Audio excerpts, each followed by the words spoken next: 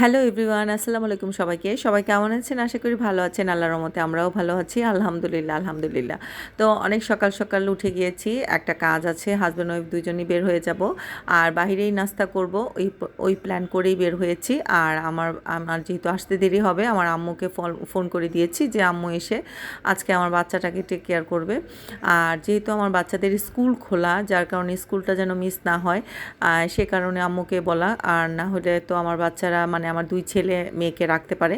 তো যাই হোক, আলহামদুলিল্লাহ সকালবেলা বের হতে পেরেছি। সকাল সকাল ঘুম থেকে উঠা, তারপরে হচ্ছে কি রেডি হয়ে কোথাও বের হওয়া, এটা কিন্তু অনেক টাফ। যারা রেগুলার জব করে তাদের জন্য খুব ইজি। যখন আমি জব করতাম তখন আমার কাছে এই টাইমটা ইজি থাকতো, কারণ আমি অনেক সকালবেলা উঠে একদম টিপটপ রেডি হয়ে যেতাম, মানে কোনো সমস্যাই হতো না।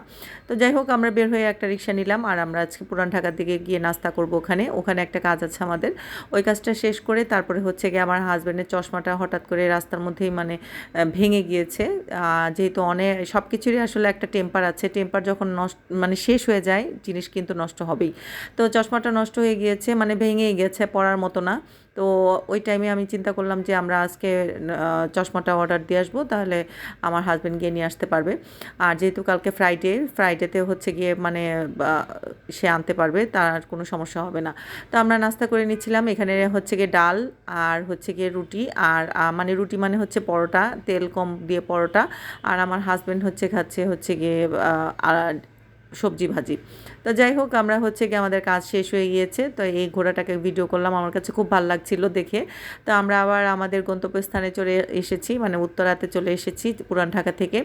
প্রায় 3 ঘন্টার মতো আমাদের লেগেছে, মানে রাস্তায় প্রচুর পরিমাণ জ্যাম। তারপরে আমরা হচ্ছে গিয়ে দুপুরে খাওয়ার জন্য, তখন অলরেডি 4টা বাজে, মানে আমাদের খাওয়ার টাইম অনেক লেট হয়ে গিয়েছে। তো আমার হাজব্যান্ড হচ্ছে গিয়ে অর্ডার করেছে চিকেন বিরিয়ানি, আর আমি খাবো হচ্ছে গিয়ে নান গ্রিল। আর যেহেতু আমি দুপুরবেলা ডায়েট করি, সেই কারণে হচ্ছে গিয়ে মানে রুটি টাইপের জিনিস আমি খেতে চেয়েছি। তো এটাকে ডায়েটও বলা চলে না, সব কিছুই খাচ্ছি। এখানে ডায়েটের কিছুই মানে দেখা যায় না, কারণ এত রিচ খাবার খেলে কখনোই ডায়েট মেনটেন করা যায় না। আর আমি মেনটেন করতে পারছিও না, যা একটা অবস্থা। তো যাই হোক, আমি লেগ পিস নিয়েছি। আর এখানের খাবার বরাবরের মতো আমার খুবই পছন্দ। তো যখনই উত্তরাতে আসি তখনই আমার মনে হয়, মানে উত্তরার সাইডে যখন চলে আসি খাবারের কথা চিন্তা করি, তো এই হোটেলের খাবারটা আমার কাছে কেন জানি বেশি ভালো লাগে। আর ঠান্ডা ঠান্ডা কাচের বোতলের কোক নিয়েছি, স্প্রাইট নিয়েছি। হাজব্যান্ড বলে কি একটু কোকটা ওই খেয়ে দেখতে, মানে ওটা ঠান্ডা নাকি বেশি। তো আমরা হচ্ছে গিয়ে খাওয়া দাওয়া করতে করতে অনেকক্ষণ গল্প করতেছিলাম যে আজকের দিনটা আমাদের এত পরিমাণ মানে খারাপ গিয়েছে, আর এত পরিমাণ গরম। এই গরমের ভিতরে মানে আমরা দুজনই একদম সিদ্ধ হয়ে গিয়েছি, এরকম একটা অবস্থা। মানে এসিতে বসতেছি, আবার এসি থেকে বের হচ্ছে, এরকম একটা অবস্থা। আর আমরা আসার সময় এসি বাসে করে এসেছিলাম। এসি বাসের মধ্যে ওঠার পরে এত মানুষ উঠিয়েছিল, যার কারণে মানে এসি বাসের কোনো এসির ঠান্ডাই পাওয়া যায় না, এমন একটা অবস্থা। তো আমার হাজব্যান্ড খাচ্ছিল, আমি ভিডিও করে নিচ্ছিলাম। আর এখানে ওনাদের খাবারের মেনুটা একটু ভিডিও করলাম। অনেক মুখরোচক খাবার, দেখতে খুবই ভালো লাগে, আর দেখতেই অনেক সময় খেতে ইচ্ছা করে। আর এখানে একটা কাতলা মাছের মাথা ছিল। তো আমার চা চলে এসছে, আর চা ছাড়া তো আমার চলেই না। অলরেডি বিকাল হয়ে গিয়েছে। আমি চিন্তা করলাম চাটা এখন যদি খেয়ে ফেলি তাহলে আমার মাইগ্রেনের ব্যথাটা উঠবে না, কারণ প্রচুর পরিমাণ মাইগ্রেনের ব্যথা আছে আমার। চা খেলে আমার ব্যথাটা একটু কমে। আর যদি চা আমার টাইম মতো খাওয়া না পড়ে, তো দেখা যায় যে আমার মাথা ব্যথা উঠলে সারাদিন ওই মাথা ব্যথা থাকে। তো আমাদের নাস্তা টাস্তা করা শেষ, মানে হচ্ছে কি দুপুরের লাঞ্চ করা শেষ বিকালের টাইমে। তো আমাদের বিকালের নাস্তাও হয়ে গিয়েছে একই টাইমে। আর সূর্যটা পুরো মুখের উপর পড়তেছিল, এমন একটা অবস্থা। এই দেখেন কি অবস্থা, এত পরিমাণ তাপ আর এত পরিমাণ গরম যে ছিল, মানে কি বলবো। তারপরে আমার হাজব্যান্ডের চশমার দোকানে চলে গেলাম, যেটা আমরা রেগুলার এখানে যাই, তো সেখানেই গিয়েছি। তো ওখানে গিয়ে হচ্ছে গিয়ে চশমাটা অর্ডার করব। আর এখানে হচ্ছে গিয়ে আমরা রেগুলারই আসি।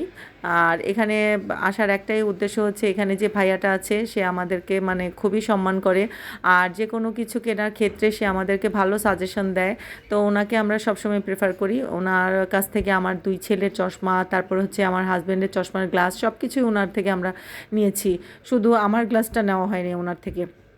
তো যাই হোক, আমাদের চারজনের চশমা লাগে। তো আমার হাজব্যান্ডের ভালো করে দেখছিল কোনটা তাকে বেশি মানায়। তো আমরা একটা চশমা মানে সুন্দর একটা চশমা করলাম। তো আমাদের চশমার অর্ডার দেওয়া শেষ। তারপরে চলে আসছি আমাদের বাসার কাছে, এই পারে চলে আসছি। ওখান থেকে কিছু টাকা আমাদের প্রয়োজন, কারণ খরচের জন্য। তো আমরা টাকাটা তুলে নিয়েছি। তো সবাই ভালো থাকবেন, সুস্থ থাকবেন। Thank you for watching.